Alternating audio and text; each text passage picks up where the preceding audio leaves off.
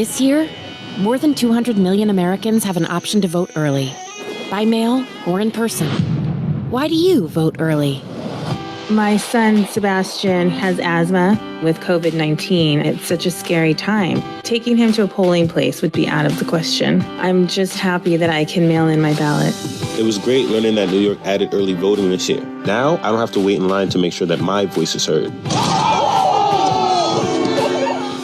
I'm a total scatterbrain. If I don't vote early, I'm afraid I'd probably forget to vote altogether. My daughter votes early at the polls, but I vote absentee because I don't like to be rushed. I need to spend time with the ballot. This will be my first year away from home in college. If I don't have the chance to vote early, I'll have to just drive home, vote, and then drive home that night.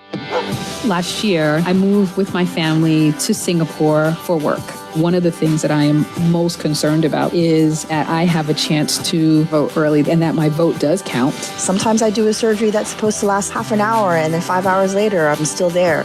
You don't know what could happen on that day. A day before our county elections here in Georgia, me and my wife tested positive for COVID-19. Luckily, we had mailed in our ballots. On Saturday, October 24th, we're celebrating the first ever Vote Early Day, a nonpartisan movement to make sure Americans know their options to vote early ahead of Election Day. We don't agree on politics, But at least we can agree on voting early. Sign up to celebrate with us at voteearlyday.org. Don't procrastinate. Vote early if you can.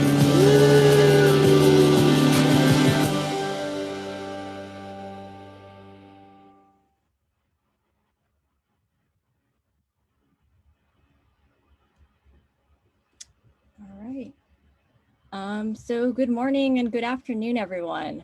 My name is Lizelle Tenglao, and I'm a senior editor at HuffPost for Membership and Innovation, and I'm a board member of the Filipino Young Leaders Program, FYLPRO, and I'll be the moderator and MC for today's event. We are 10 days away from one of the most important elections of our lifetimes.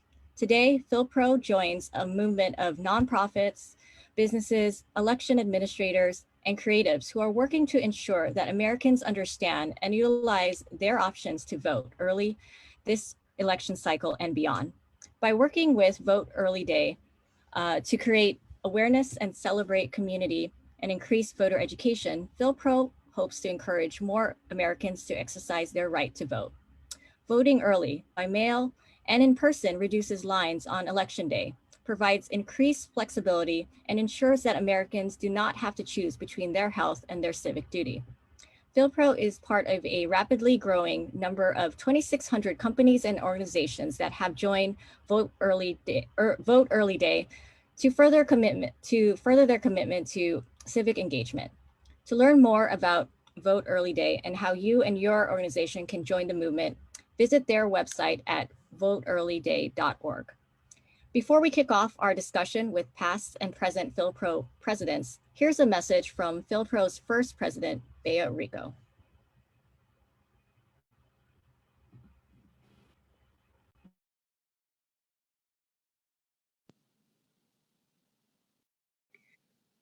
Voting is an essential part of democracy. However, it isn't always easy to make it to the polls on Election Day, let alone in the middle of a global pandemic. Voting early can help us vote safely, avoid the lines, and make sure our ballot gets counted. But not everyone is aware of their options when it comes to voting, and each state does things differently. Vote Early Day is on a mission to change that. Good afternoon, good morning, and good evening. Everyone, my name is Bea Rico, and I am excited to open today's live stream conversation celebrating National Vote Early Day, the first ever holiday in the United States dedicated to getting out the early vote this upcoming election.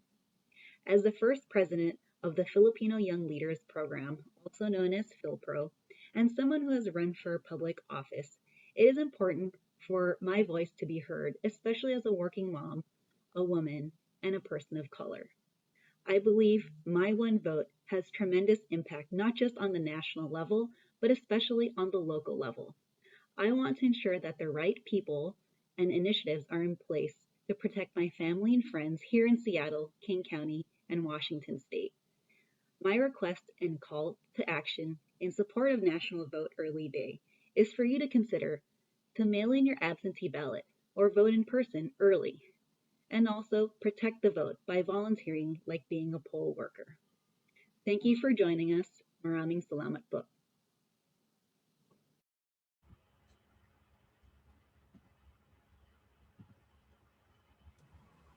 All right.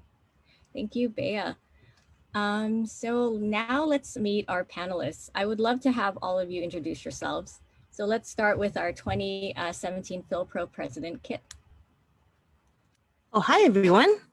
Aloha. I'm calling in from Maui, Hawaii, Kit Zulueta Furukawa. I'm currently a consultant for my own marketing agency under my own name and a small business owner owning a mystery Maui escape room business here on Maui. So I'm glad to be here. Hello, everyone. Thank you. Dondi? Hi, magandang umaga sa inyo lahat. My name is Dondi Leonidas Quintans. I am calling in from Seattle, Washington, but I represent, I guess, all coasts, the East and the West Coast. I currently reside in New York City, but representing and had been accepted into the program when I was residing in Guam. And so thank you for having me, and I look forward to the discussion today. Great. And Josh. Good morning, everyone. My name is Joshua Ang Price. I am the current president of FYLPRO, and I am calling in from Little Rock, Arkansas. So I'm going to say mabuhay, y'all, in my Southern accent.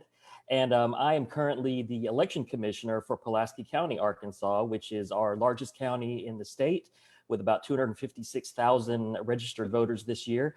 And I'm very excited to talk to you today about early voting. We started early voting here in Arkansas on Monday, and we've seen tremendous turnout, about a 42% increase over 2016. So I'm really excited to be here today and join you all and talk about the importance of early voting. Thank you all for being here.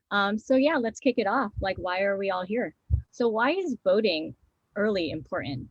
Josh, do you want to kick it off? Yeah, thank you so much, Lizelle. Early voting is so important because it's just another opportunity to vote. You know, we talk about issues with voter suppression at the polls, and I think that folks that have a lack of transportation or are busy at work, it can be very difficult for them to get to the polls on election day. You know, not every job is going to be lenient about letting people go vote, even though they're supposed to. And I know some folks, again, struggle with transportation or childcare. So early voting is just so much more convenient here in Arkansas. And I know it differs from state to state, but here in Arkansas, we have 2 weeks of early voting, including voting on Saturdays. And again, like I was saying, we've seen tremendous turnout all week. Actually, every day this week in Arkansas, we have broken records for one-day totals for early voting. We had about 8,200 people vote on Monday.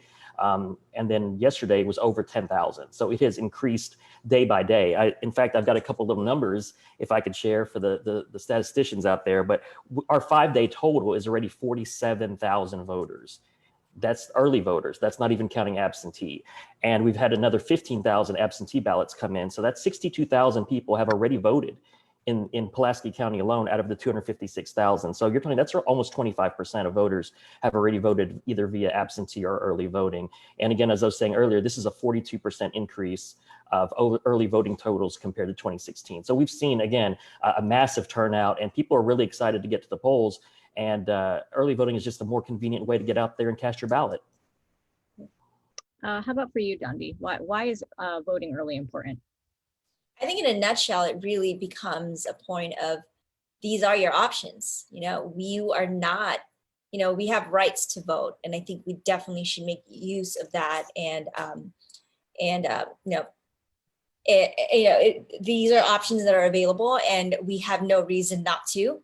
And just because we have a global pandemic happening at the moment, that doesn't mean we shouldn't be voting.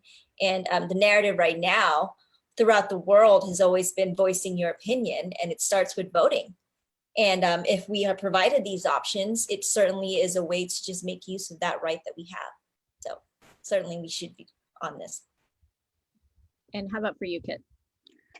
I would just echo what everyone said here, and the fact that if you don't vote, others will create the world for you.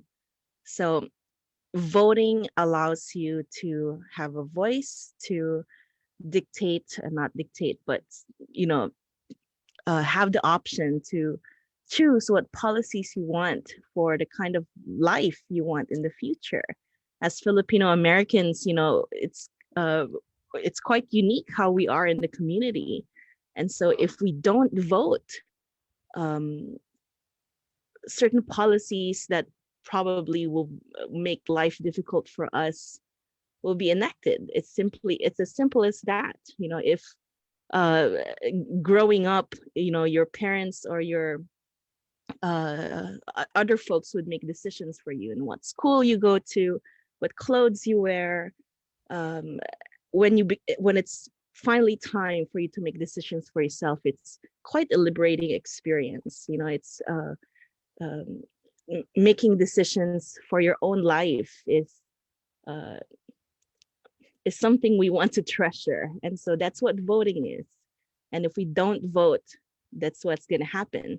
We're going to be living in a world where we're going to be outcasted and not as involved as we want to.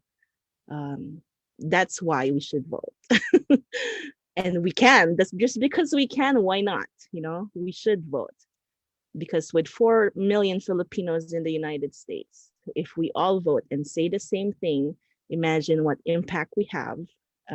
Imagine what influence we have through our leaders, to our elected leaders in the country, in our own communities, in our own counties. The impact that we have is tremendous. And we cannot stress enough how much of that influence we have, especially as Filipino Americans. Thank you. So we all know it's very important. Voting early is important. So how do you vote early? Josh, do you want to take that? Oh, I don't know if we lost them. Oh, Josh, are you there? Oh, I don't know. I could start. Okay, you want to take that? Yeah. So how do you vote early then? I'm based in Hawaii. The state of Hawaii implemented a new system this year. It started this year, which is an all-male voting. So it's quite exciting, and it's quite timely because we enacted this before the pandemic happened. So other folks were thinking, is it because of the pandemic that we're voting by mail? But actually it's not. The reasons why are, prior to this election, the 2018 and 2016 elections, absentee voting has historically been greater than in-person voting. And so our local leaders here deemed that it's time to have an all-male voting. It streamlined a lot of, inefficiencies in the system. And so for Hawaii, beginning early October, folks can already start voting. Like I received my ballot October 8th, October 9, around there. As soon as I got it, I just filled it out and sent it back through USPS. So for us, there are several ways to vote. 3 ways, actually. So via mail, USPS, drop it off in your post office, the mailbox outside your home by your fence. That's one. If you're not comfortable with that, go to a place of deposit. The places of deposit are all over the county in different parts of towns, typically in fire stations for us. There will be a drop box where you can insert your ballot, and then that's it. You just drive by and drop it off. Very convenient. The third option is if you want to be absolutely in person, you can still do that, which started for us October 20, and that's with the voter service centers. For Maui County, we are a tri-isle county. We have 1 voter service center per island, 1 here, 1 in Lanai, and 1 in Molokai, where people can be physically present at the station, have officials assist them, but unfortunately, there won't be any ballots at voter service centers. They would vote via eSlate, which is the voter assistance machine that you can actually press and not make any mistakes when you vote. So for us here in Hawaii, there is absolutely no reason why you're going to be late to vote, because the options are there. If you're late to vote, you're living under a rock. You're like not paying attention at all to what's happening in the community. So it's like a month since a month before elections, a whole month before elections, where you can vote at every day and correct your ballots. If you spoiled it, you can request for a new one. So there's so many options on how to do that. And I'm quite grateful for that option over here. But yeah, that's how you vote early here in Hawaii. Yep, I voted early too in California, so I've got my sticker on. I see we have Josh back. Did you have anything else you wanted to add to the process? Yes, mic check. Can everyone hear me? Yes. Okay. Sorry about that. My internet connection was having issues. But thank you, Kit, for fielding that question. Here in Arkansas, as I said, early voting started on Monday, so it goes 2 weeks before the election.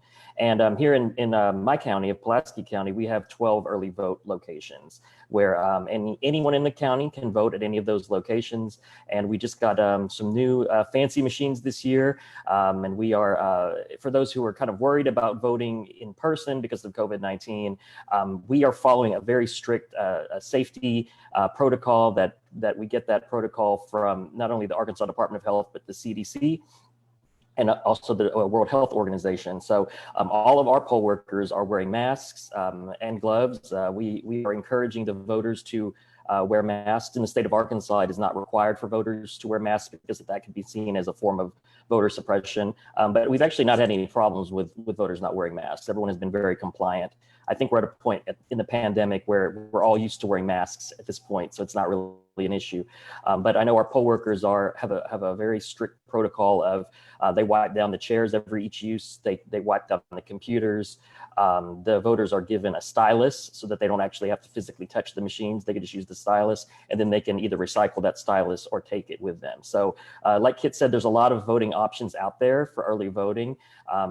In Arkansas, it's 8 a.m. to 6 p.m. every day. So again, there's no excuse not to vote, right? You've got 2 weeks all day to vote. We've got it on Saturdays, not on Sundays in Arkansas. I don't know about in other states, but again, it's just a great option for folks, especially if your job, I say if your job's not as lenient, you have 2 weeks to schedule it. So don't wait to the last minute. If you think anything could cause you from not voting on election day, I would strongly encourage you to go ahead and vote early. Thank you. So I'm curious, a question to all of you. What have been some innovative ways you've seen people going out to vote? Well, I'll field this one really quickly, just because I've been visiting all of our early voting locations in Pulaski County this week. So I was kind of boots on the ground seeing what people were doing. But especially day one, folks were experiencing very long lines. So one thing I want to mention, and this is not just true in my county, but nationwide, if you have a special need or a physical disability and you don't want to wait in the long line, go tell the poll workers, because most often there is a protocol for that, and you will be able to either go inside and sit until it's your turn, or you will be able to vote right away. So we had a few people that said, I can't wait in line for 2 or 3 hours. Again, if you have a special need, please let your poll workers know, and they'll take care of you. There's an aspect of customer service, and we're here to make sure that every voter has that ability to vote. But for those who don't have a special need and they're waiting in line and it's a long time, I saw some folks bringing lawn chairs, and they would just set up their chair and sit. And then as the line progressed, they just kind of drag it along. So I thought that was a great idea. And I've also seen some of our nonpartisan nonprofit organizations in the county coming out to the polls and giving out bottled water, giving out food. There was even one group, the Arkansas Food Bank, that went out and passed out barbecue sandwiches to everybody that was waiting in line at the polls. So I've seen that spirit of community, of everyone coming together to support the voters and the poll workers. I think it's been really, really great. And I can feel the excitement and the energy around this election. And it's so galvanizing. That's great. Okay, so let's move on to the next question. So how does this election impact you? So I'd like to start with Kit. Why is voting important to you as a small business owner? In FYLPRO, we always say this, every time we meet up, every time the alumni meets up, we always say, if you're not on the table, you're on the menu. We always say that phrase. So I think it applies here as well.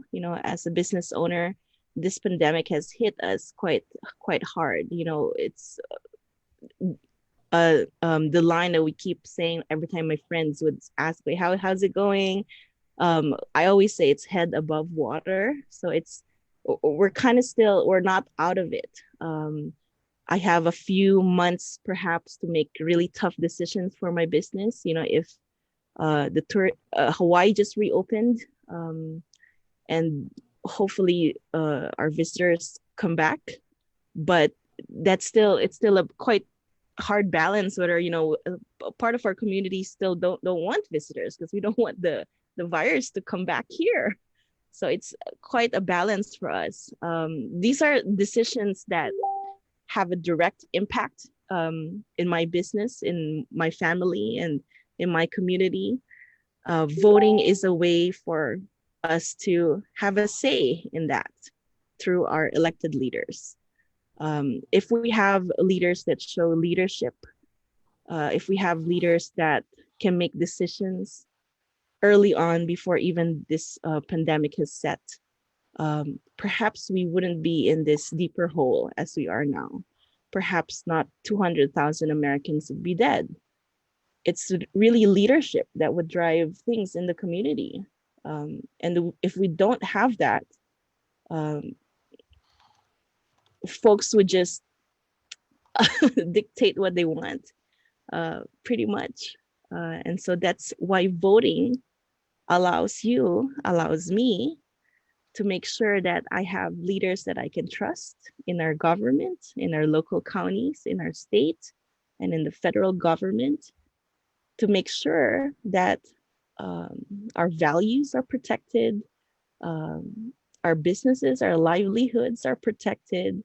That's what voting does. And if I don't vote, it's like letting my life be controlled by other people. And I wouldn't want that to happen.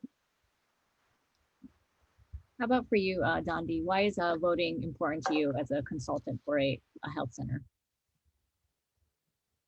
Oh, you're on mute. Hi. So I'm a consultant for a community health center and other nonprofits and grassroots programs who are directly affected by the folks in leadership positions. We are really focused right now on the presidential election, when really it's important from the top down. The communities that I help serve are greatly impacted by the decisions and the monies that go through the leadership. And as Kit has mentioned, our voice and our influence in creating this blueprint of who is going to lead us is vital to the future and to the livelihood and just to the lives and of the people around the world, not just in the United States. We are provided this option to choose who is supposed to lead us. And we have created this narrative now that we really have a voice. Before, it was just written on paper and no one really went forth and did it. And now that we have, sadly, a very chaotic couple of years or decade, and then you add that another pandemic or global disaster, so to say, has really put the fire underneath this pot that we realized we had our hands in. We're actually swimming in it. And so I think it's very important that those who have the rights to vote do it, because it impacts what we are going to be tomorrow and the next day and years after that. And just if looking into the last 4 years, you could really see how much one vote can make a difference. And I think, for whatever national, state, or local election you are involved in or you want to participate, you should. The communities that we help serve are struggling. And you see not very many people from up top see what's happening on the ground. And it is our job to make sure that is visible, and that it needs to start with voting. And there's so many options of how to do it. And really, we need to be in the room when these decisions are made. I just quoted Hamilton. So that is actually true. You know, we should be in this room, and we get love for it, you get hate for it. You get nothing if you wait for it, wait for it. Yeah, I take I take this very personal as well. You know, I consult with healthcare facilities, and you know, and I personally go through a lot, and my family and I, and making sure we are provided the resources and the access to great and, you know, healthcare and ways to just continue living.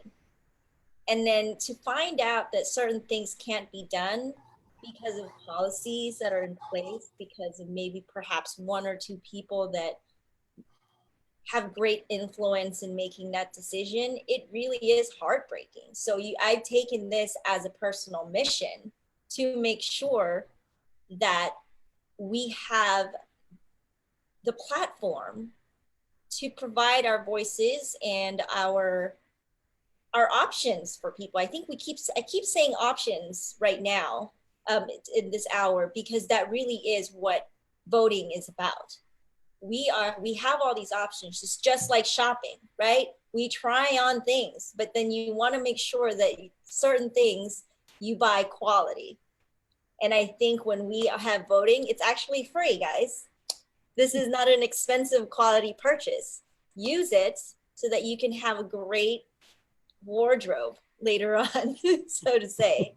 And again, it's very important for the people that I help serve and the communities that I really want to be in the front and center and helping moving forward. And such, you know, like, and communities that FYLPRO helps serve as well. And yeah, I really think that we need to be in the room, and this is the first step in doing that. Yeah. How about for you, Josh? Why is it important? Why is voting important to you as an election commissioner? Well, I want to piggyback off what Kit and Dondi said, but you know, voting is so important because we have the right and responsibility here to vote in the United States. And this is something that was hard fought by our forefathers, by our ancestors, you know, by even our parents that came over here as immigrants to have a better life for themselves and for us, their children. But we have that right and responsibility here in the United States, that we have the power to elect our own leaders. You know, this isn't like Europe back in the day where there was a monarchy and the king was the king, and then his son was the next king, and his son was the next king. We get to choose who we want to represent us and represent our communities and our neighborhoods. And that is what's so important about voting. And Dondi hit the nail right on the head, that these local policies are really the ones that are affecting your day-to-day lives. So it's so important not just to vote you know, for president or Senate or Congress, but to vote all the way down ballot, because it's really those city council members, those state representatives, those state senators, they're the ones that are creating the policies that are affecting everything that's going to really impact you and your family on a day-to-day basis. Anything from healthcare to taxes, to schools, to parks, to hospitals, to libraries, to your roads. I mean, like on the Arkansas ballot right now, there's a ballot issue to amend the Constitution to provide an extra sales tax just to fund roads, especially in rural areas. So that's something that, you know, people are like, what is this issue? Maybe I vote on it, maybe I don't. That's amending the Constitution of the state, and that's going to be until, you know, perpetuity, until it gets amended again. So it really is important to vote all the way down. And as an election commissioner, I'll say something that I learned that I really never thought about until I was in this position. But when we look at the voting numbers at the end of the night, there's what's called undervotes. And I was like, what is an undervote? And there was a huge number of undervotes. So an undervote is someone who just does not vote in that election. So when they're filling out their ballot, they're like, oh, I'll vote for president, I'll vote for Senate, Congress. And then you get down again to the state reps, to the city council members, to the school board. to different ballot initiatives, and they don't know what it is, or they don't want to vote, so they just don't vote. So you're talking about, I mean, I saw a judicial race where it was maybe less than 1,000 votes between the two candidates, and there were like 20,000 undervotes. I mean, you're talking about like 20,000 people just didn't vote in that particular part of the ballot. So what I would suggest for people is that regardless of what state you're in, I know Arkansas has it, so I'm sure other states have it too, but we have a website with our Secretary of State, and I would encourage everyone to visit their local Secretary of State or their local county clerk's webpage. But you can plug in your voter information and you can see a sample ballot. And from there, I would say research. You could look at that sample ballot. We've got our handy dandy phones. We've got Google. Look up each candidate, look up each issue, sit down at dinner with your family, talk about it, and then make a plan of who you're going to vote for and what are the issues that are affecting you and your community, and what candidates are best representing what you want to see for your community. No, thank you. Before I get to the next question, I want to remind folks, if you have any questions for our esteemed panel here, please drop them into the Facebook comments and under the live stream, and we'll get to that in a little bit. But just to piggyback on both what you and Dondi and Kit had already said, yeah, I think people don't realize that there's a lot of power in voting in local elections. I think people sometimes focus on the bigger national elections, but as someone that started out her career in local news, I can't tell you how so many of these like decisive decisions are made within like 1 or 2 votes. And just a quick story, there was one time when I was covering a very small school district out in Riverside County in Southern California. There were folks that didn't really quite, they voted, but they didn't quite do their research or didn't pay attention. And they ended up voting for a person that was actually in jail for the school board. And that person got elected because he was the person, there were 3 seats open. So he was the person that got the 3rd highest amount. And at the time, talking to analysts, they called it a donkey vote because the way the ballots were created, it was like, it was randomized. So people often don't always look and don't read all the materials. And he got the 3rd highest just by nature of his name at the top. So it's if you ever think that you don't have any say or power, you actually have more on the local level. Not to say you don't on national, but all elections are important at this point. So yeah. Are you sure? Were you sure there wasn't in the Philippines? No, this was about maybe in 2005. So little 16 years ago. If the candidate was in jail, so maybe, maybe it's a different country. Just kidding. No, good old USA. So Lisa, I wanted to kind of piggyback off what you said. I mean, you're completely right. I've seen elections that were decided by 1 vote. We had a special election here in my county earlier this year that ended up tying, and it was 1 vote, an overseas ballot, actually, that someone that was currently on vacation in Sweden that ended up breaking that tie. And it was something like a 4 or 5% voter turnout. So again, people will ask me, well, how the heck did this person get elected? And I say, well, because only 4% of I'm not saying 4% of the population, 4% of registered voters. It was a district of 30,000 people, 16,000 registered voters, and like 500 people voted. So it was a tie, and it was a tiebreaker, 1 vote from overseas that ended up making that decision. And you're right, these local elected officials, they are a lot more approachable as far as being able to access them. It's not always easy to just jump on the phone and call your governor, but you can definitely call your city council member or your state rep or your state senator. And again, these are folks that are making decisions that are going to affect policy for a long time. You talk about school board. Our school board terms them here in Arkansas are 5 years.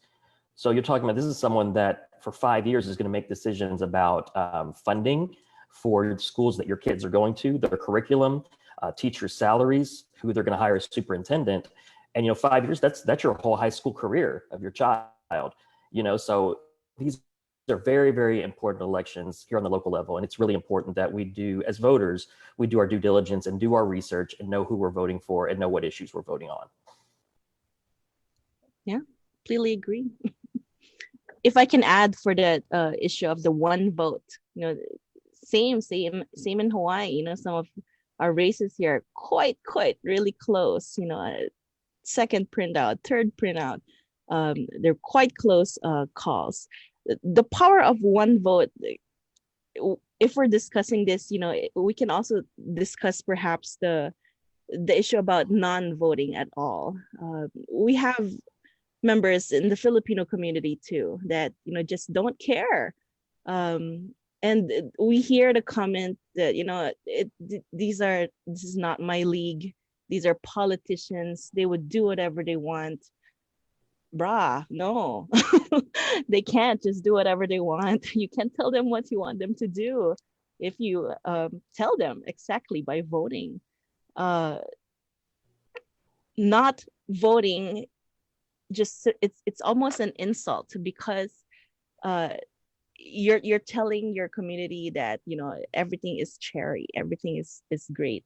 You're telling everyone, you're showing how privileged you are, that your life is fabulous and great, and you don't want any change at all.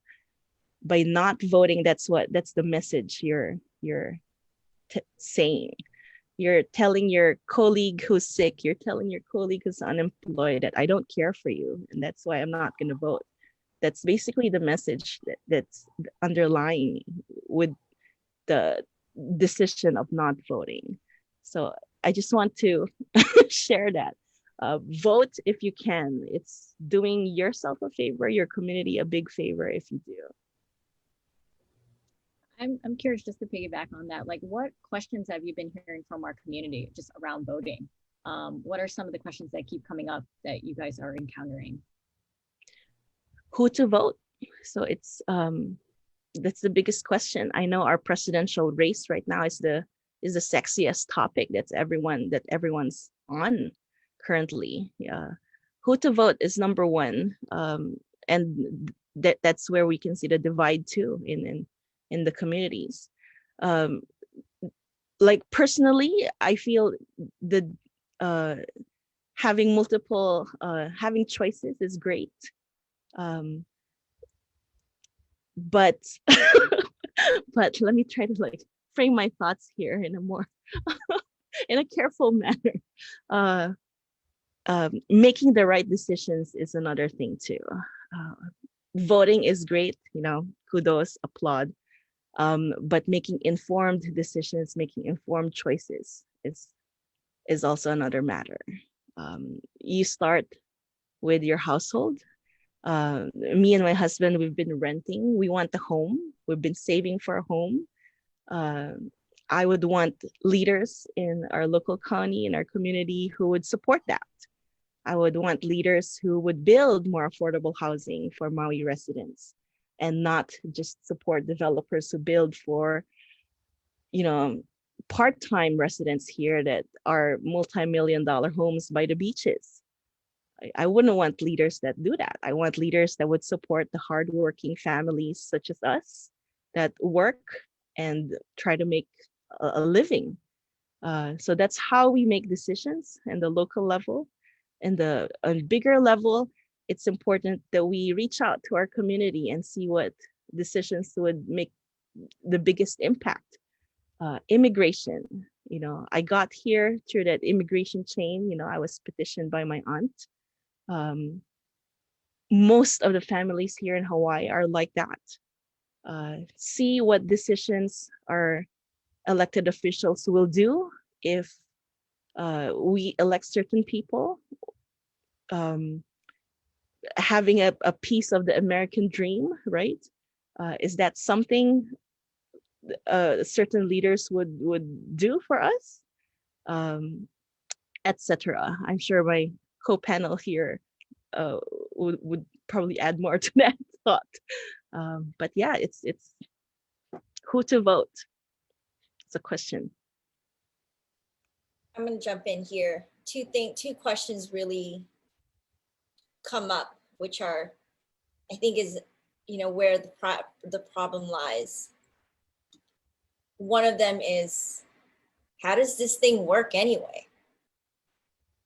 No one knows. or I don't want to say no one knows, but many people do not know how to vote and how voting actually works and how the system works. I think the problem is in the resources in the education from the get-go, and being able to separate biases and false information on how one vote and where your vote goes is very critical in finding out and in motivating people to really vote. Because the second question is, I don't even really know, how does my vote actually affect the end result? Personally, growing up, I grew up in the Philippines and then in Guam. I did not know really what it was. It was just how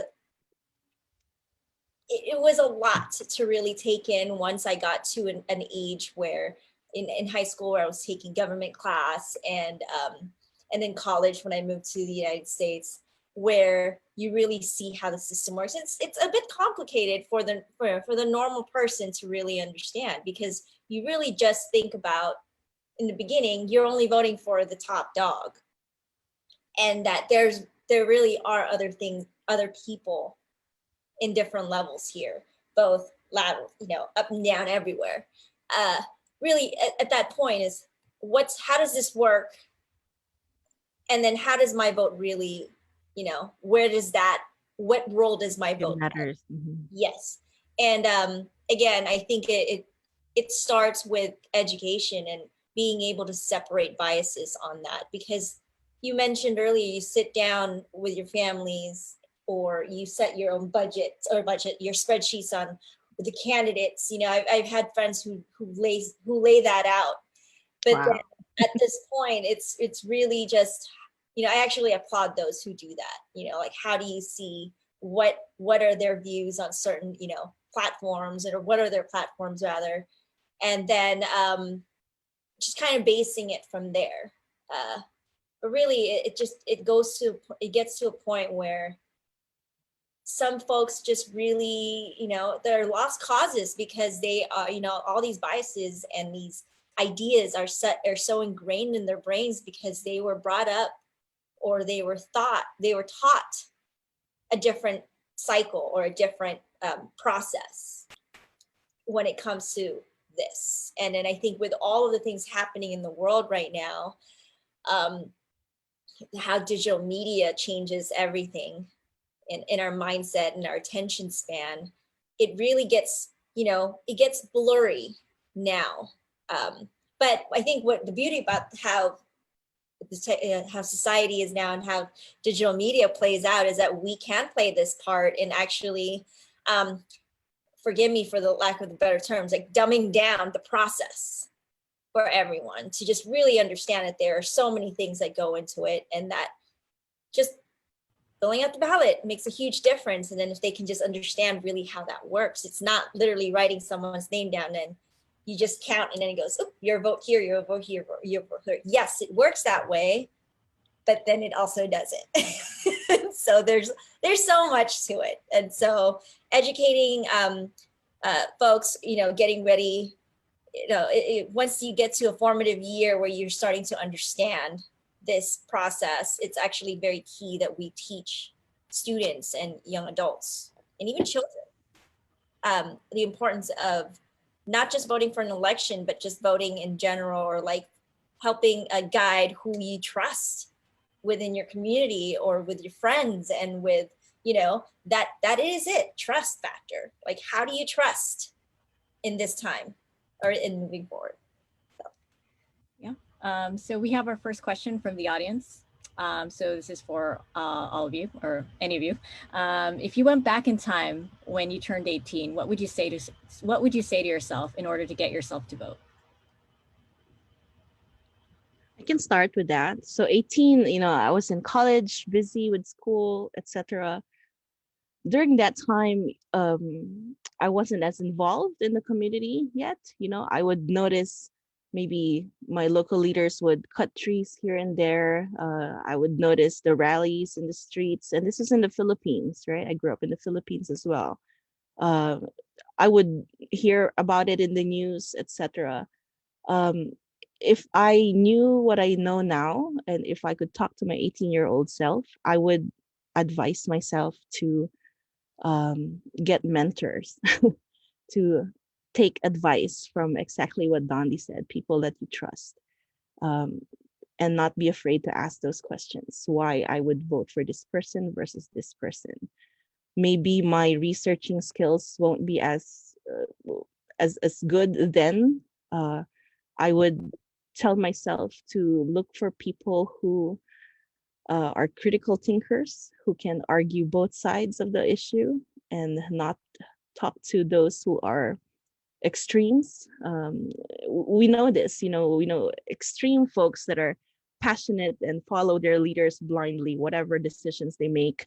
And these are typically members in the community who would read and share things that would elicit strong responses, right? To the point of fake news.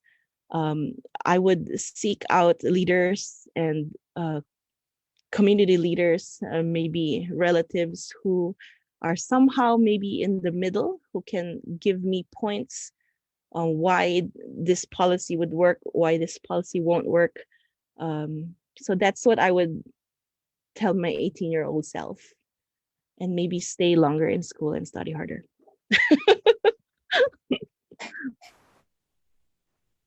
I guess I'll go next. So I actually did go vote when I was 18. I was very excited to go vote. The president at that time was Bill Clinton, who's an Arkansan.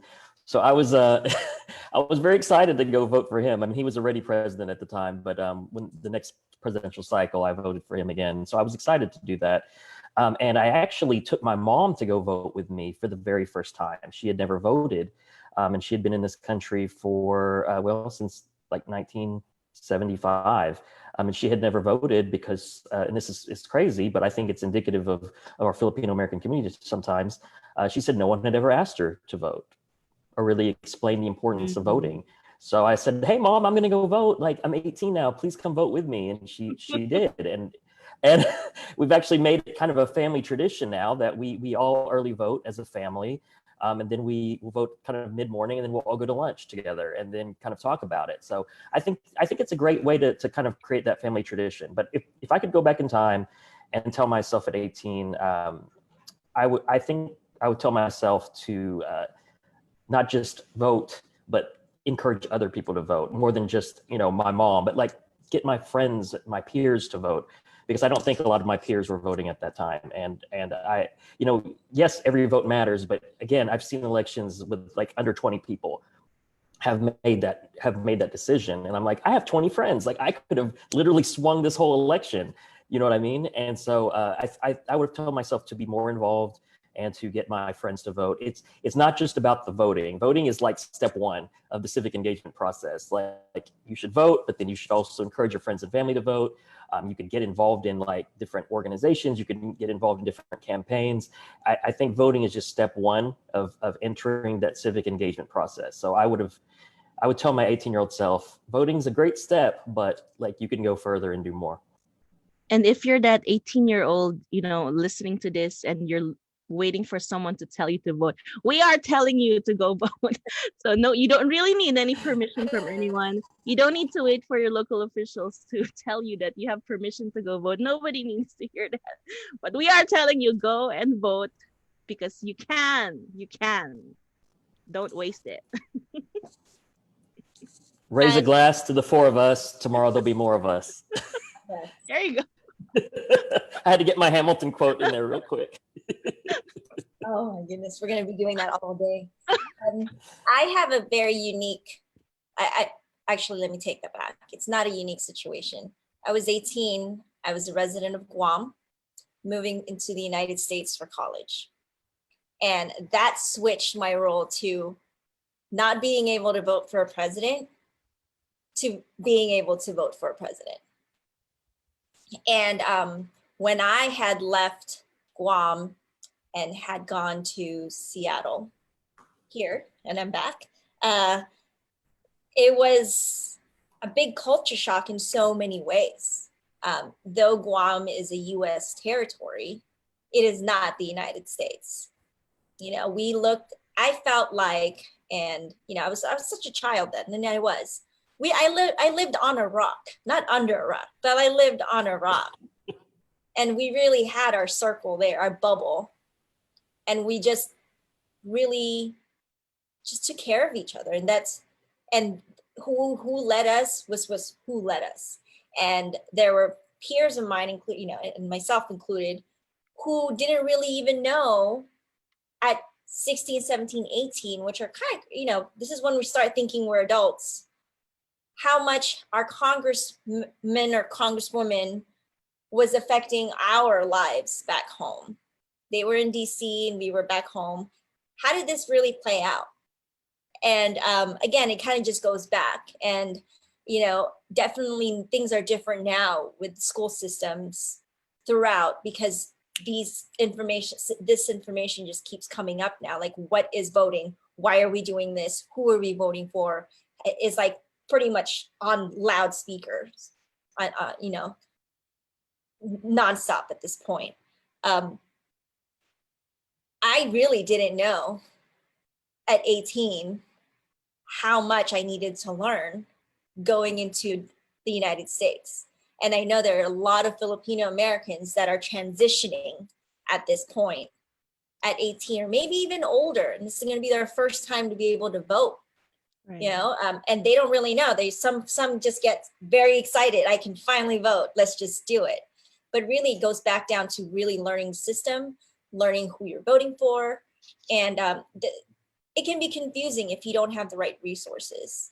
And so now I'm glad that there are websites, and then there are programs and that are just more vocal and that are more present to educate people and young voters or first time voters. And I think we definitely, I don't think I know that is critical in anyone's development when it comes to learning and planning their lives, you know, especially those who we are helping put into leadership positions. So. If I may add real quick, because we're speaking to our young voters right now, you know, if you're 18, you're going to vote, you don't know who to vote, I would just comment to think about voting for yourself. The world that you are in right now is different from your parents, from our time. You know, our young voters right now, your world is quite different. So I just want to say that you don't have to vote according to what perhaps, you know, folks before you have, how they have voted. I guess what I'm trying to say is you have an independent voice. You can research on your own on what you feel is what your heart and your mind is telling you, and you should listen to that. Don't let other people change your heart when you vote. So it's such a precious thing, being able to pen on your ballot and submit your vote. So take it seriously. Vote for yourself, for the community you are in right now, and not for others and how they see their worlds. Vote as how you see your world. Just want to comment that. Yeah, thank you, Kit. We only have a few minutes left. That was probably already answered my final question, but this is for all of you. What message do you have for people who choose not to vote in this election? I'll start because I have a lot of people that ask me, like, why should I even vote? Especially younger people and folks from the Filipino-American community. And I would say that, you know, government affects everybody. These policies affect everyone. And if you think that it doesn't affect you, you are completely wrong. I mean, everything from the food you eat, which is, you know, approved by the FDA and USDA, and there's policies on how to prepare that food and how to sell it and cook it, and from the clothing you wear. You know, now we're wearing masks, and we've all seen the new "no shoes, no shirt, no service" signs on buildings. But every aspect of your life, there is a government policy in place that is affecting that in some way. So I would kind of piggyback off what Kit said, that it's so important for you to vote. Vote for the candidate or the issue that is the best choice for you and your family, and do that research. And one thing I want to say, especially to young voters and first-time voters, change is gradual, and you're not always going to see like the perfect candidate, right? But vote for the best candidate. Vote for the best candidate, again, that represents what you want for yourself and for your family and for your community. There's no, one size fits all. It's kind of like dating. If you're going to like just wait, Dondi's laughing. If you're going to wait for like the perfect person, like you're probably never going to meet that person. Like, where's Prince Charming? I don't know, but you could at least, Dondi's laughing at me. You can at least find the best choice for you, And another thing is that think of the candidate that is workable, right? Like, even if the issue that's the most important to you is not one of their key issues, but think like, would this candidate listen to me if I called them or emailed me, or would this candidate listen to me if I called them or emailed them? So again, it's kind of baby steps. And, you may not get the perfect candidate now, but maybe like 2 years later, there's a better candidate, or 4 years later, there's a better candidate. But I think what's important is getting engaged in the process, because protecting this beautiful, beautiful democracy we have, where we have the power to elect our own leaders, that's the most important thing. Like, someone literally bled and died for this right for you to vote. So don't take it for granted. If you can't find the perfect candidate, why don't you be that person? Join a community organization such as FYLPRO. It's all about young leaders. Get more involved and be that person. Why not?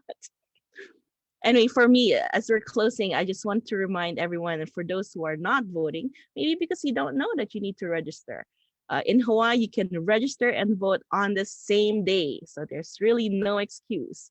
Go to a voter service center, bring an ID. You can, if you're not registered, you can say, I want to vote, I want to register. Everyone's going to help you. Our officials are very helpful.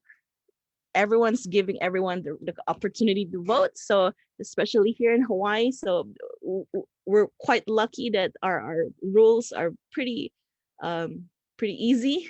During this time, you can register and vote at the same day. Up to November 3 at 7:30 is the last. 7 p.m. is the cutoff. So 6:30, 6:58. If you get in the door, you can still vote, but you don't have to wait that long. You can do it right now. So vote, register, and vote on the same day. Yeah, Nani? Yeah, I'm gonna be the tita here. For those who don't want to vote or choose not to vote, you have no say later on. You're pangit. No, I'm just kidding. I encourage you to vote, and if you don't want to vote, don't complain later on if you don't like something. We say here, no vote, no grumble in Hawaii. Yes. No grumble. And really, I mean, that just sums it up. You can't complain if you don't even try to voice out your opinion the right way and the proper way. And there's also other elections moving forward. So if you don't vote, vote next time, because you will see what's going to happen in the next couple of years. If you say what you think you want things done, but you don't do anything to do about it, you want to do it and you don't want to do anything about it, then there's no point. But but really, you can vote, make a plan, vote early, and take the same precautions that you would in other public settings right now.